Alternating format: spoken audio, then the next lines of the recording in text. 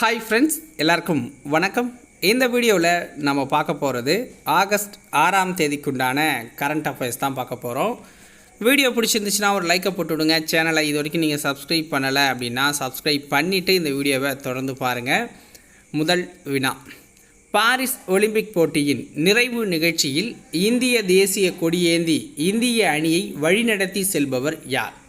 Paris Olympic போட்டி நிறைவு நிகழ்ச்சியில் இந்திய தேசிய கொடியேந்தி இந்திய அணியை வழிநடத்தி செல்பவர் யார்? ஆன்சர் பாருங்கள், மனு பாக்கர் அவர்கள்.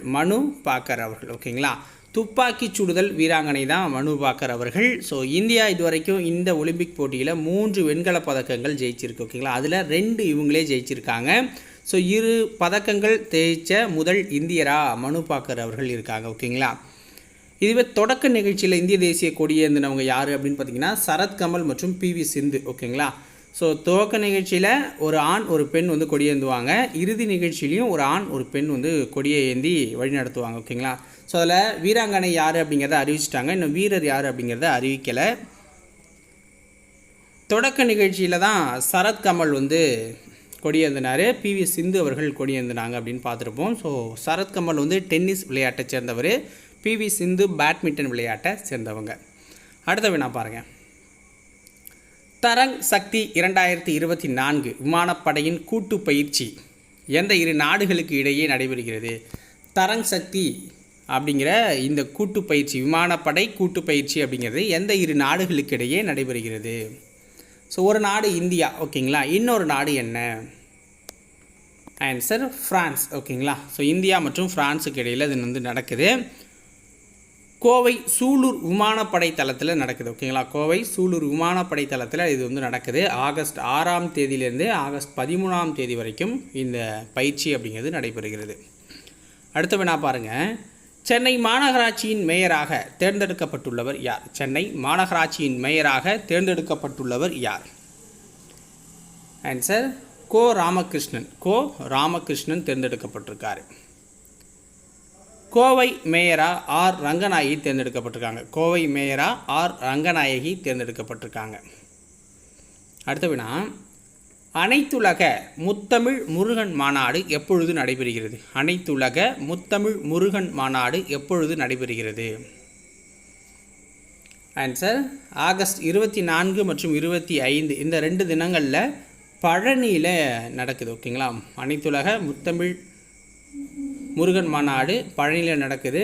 இந்து சமய அறநிலையத்துறை அமைச்சர் வந்து PK சேகர் பாபு அவர்கள் இதை அறிவிச்சிருக்காங்க. ஆகஸ்ட் 24, 25 நடக்குது. உலக தாய்ப்பால் வாரம் எப்பொழுது அனுசரிக்கப்படுது? ஆகஸ்ட் 1லேருந்து 7 வரைக்கும் நடக்குது.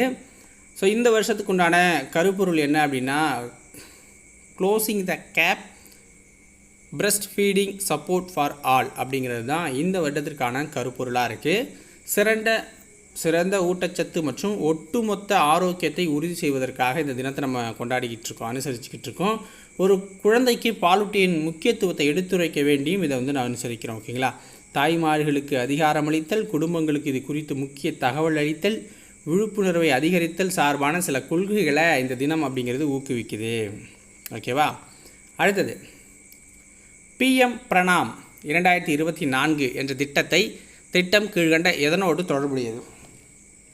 PM பிரணாம் 2024 அப்படிங்கிற திட்டம் கீழ்கண்ட எதனோடு தொடர்புடையது? ஆன்சர் உரங்கள், அதோட தொடர்புடையது. ஓகேங்களா, உரங்களோட தொடர்புடையது. அது PM பிரணாம் என்பது பிரதம மந்திரியின் புவி மறுசீரமைப்பு, விழிப்புணர்வு உருவாக்கம், ஊட்டமளிப்பு மற்றும் மேம்படுத்துவதற்கான திட்டம் தான் அது. ஓகேங்களா, இந்த திட்டத்தை பொருளாதார விவகாரங்களுக்கான அமைச்சரவை இந்த திட்டத்துக்கு ஒப்புதல் கொடுத்துருக்காங்க. அனைத்து மாநிலங்களுக்கும் ஒன்றிய பிரதேசங்களுக்கும் PM பிரணாம் திட்டத்தின் கீழ் இதில் வந்துடும்.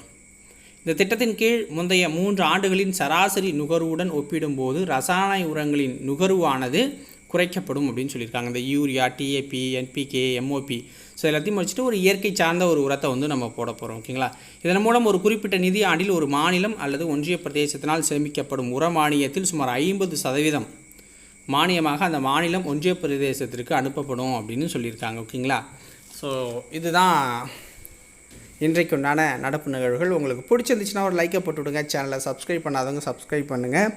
நாளைக்கு வேறு ஒரு வீடியோ பதிவில் உங்களை வந்து சந்திக்கிறேன். நன்றி, வணக்கம்.